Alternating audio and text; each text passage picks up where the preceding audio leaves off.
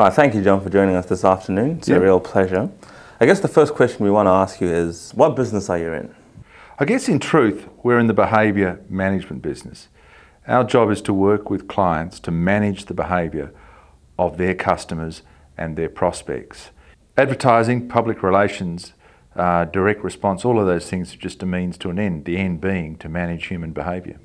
So in your own opinion, how would you then define the brand Linc? We're a bit like the shoe shine boy. We've never put enough effort into defining the brand. It's only been over the last 12 months or so that we've really put a lot of effort into that.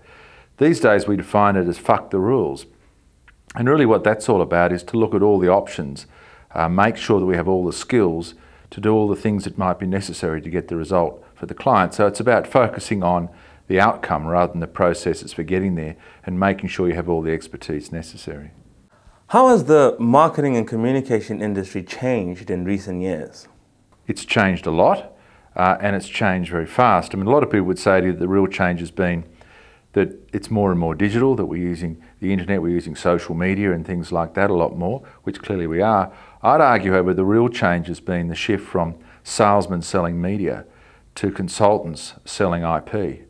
The real shift has been a more educated, a more informed, a more intellectual process-focused approach to communication. What is your view of the future? I think anybody that thinks they can predict the future is either a liar, stupid, or a witch doctor.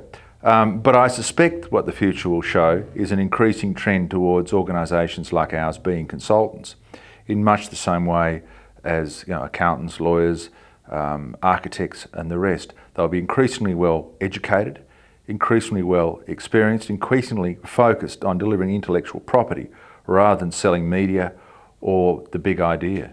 Have clients' expectations changed? I really don't think they have. Certainly they expect us to have a different skill set than we might have once been expected to have, but their real expectation is that we'll deliver results. At the end of the day, what they want is a return on investment. They want the outcome that they're looking for, and I find increasingly they don't really mind how you get there. What's changed is how you get there. So, what are your final thoughts to offer the people from marketing who are watching this video?